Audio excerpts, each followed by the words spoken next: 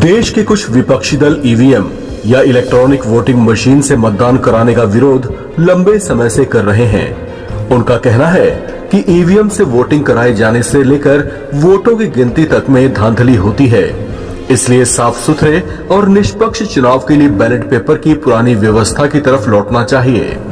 EVM छोड़ ballot paper पर लौटने की ये मांग तो विपक्षी दल कर ही रहे हैं, लेकिन क्या अब उन्होंने ये ऐलान कर दिया है कि जब तक उनकी ये मांग पूरी नहीं होती तब तक वे चुनाव में भाग ही नहीं लेंगे।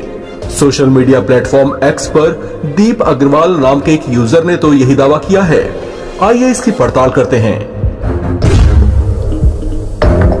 दीप अग्रवाल ने एक्स पोस्ट में लिखा है कि विपक्ष ने चुनाव में ईवीएम का बाइकआउट किया और कहा कि अगर बैलेट पेपर से चुनाव होंगे तो ही लड़ेंगे।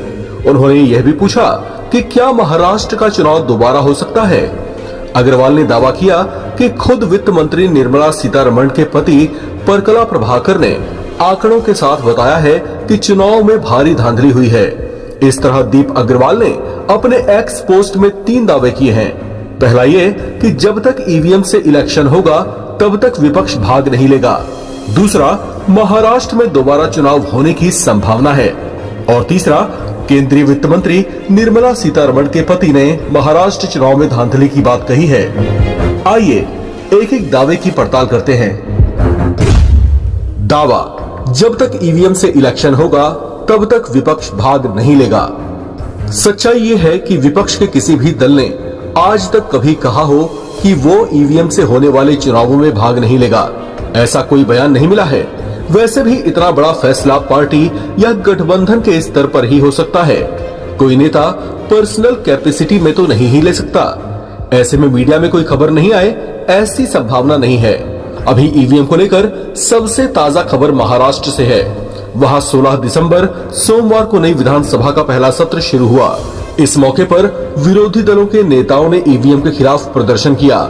इस विरोध प्रदर्शन में शामिल नेताओं ने अलग अलग बयान दिए। बैलेट पेपर की व्यवस्था में लौटने को लेकर जो बयान सामने आया वो एनसीपी नेता और महाराष्ट्र के पूर्व मंत्री जितेंद्र आह्वाड का है। उन्होंने कहा है कि ईवीएम लोकतंत्र का गला घोटने का एक औजार है और हम तब तक नहीं रुकेंगे जब तक इन्हें स्थानांतरित नहीं कर दिया जाता है। आह्वाड ने निश्चित रूप से ईवीएम को बैलेट बॉक्स से स्थानांतरित करने की मांग की है। दावा, महाराष्ट्र में दोबारा चुनाव होने की संभावना है। सच्चाई यह है कि महाराष्ट्र चुनाव में धांधली का दावा करते हुए सुप्रीम कोर्ट का दरवाजा खटखटाया गया था। तब सुप्रीम कोर्ट ने ये कहते हुए याचिका खारिज कर दी थी कि जब आपकी जीत होती है तो ईवीएम ठीक होता है और जब आप हार जाते हैं तो ईवीएम खराब हो जाती है। ये तर्क नहीं माना जा सकता। याचिकाकर्ता ने सुप्रीम कोर्ट से मांग की थी कि देश में बैलेट पेपर से चुनाव करवाया जाए। सुप्रीम कोर्ट ने ईवीएम में किसी तरह की गड़बड़ी होने की आशंका को सिरे से खारिज करते हुए बैलेट पेपर की तरफ लौटने की मांग वाली याचिका को दरकिनार कर दिया था। फिर सवाल ही नहीं उठता कि महाराष्ट्र में दोबारा चुनाव हो। वैसे भी जो दल महाराष्ट्र विधानसभा चुनावों में धांधली का आरोप लगा भी रहे हैं, उन्होंने भी दोबारा चुनाव की मांग नहीं की है, तो फिर इसकी संभावना ही नहीं बनती है। दावा, केंद्रीय वित्त मंत्री निर्मला सीतारमण के पति ने महाराष्ट्र चुनाव में धांधली की बात कही है। सच्चाई यह है कि हमने इस दावे की पड़ताल में इंटरनेट खंगाले तो द वायर नाम से संस्थान का एक लिंक मिला। मोदी सरकार में वित्त मंत्री निर्मला सीतारमण के पति परकला प्रभाकर ने द वायर के पत्रकार करण थापर से महाराष्ट्र विधानसभा चुनावों को लेकर बात की थी।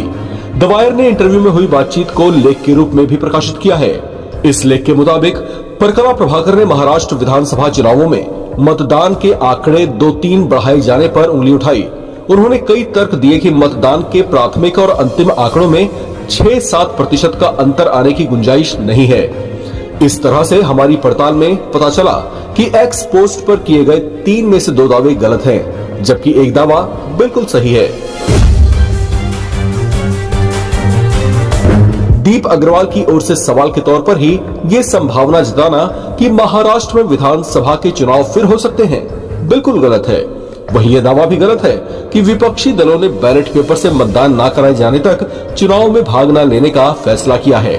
हालांकि केंद्रीय वित्त मंत्री निर्मला सीतारमण के पति परकला प्रभाकर ने महाराष्ट्र विधानसभा चुनावों को लेकर अपनी आपत्तियां जरूर जताई हैं, लेकिन उन्होंने भी स्पष्ट नहीं कहा है कि चुनाव में धांधली हुई है। इस तरह दीप अग्रवाल के दावे भ्रामक हैं।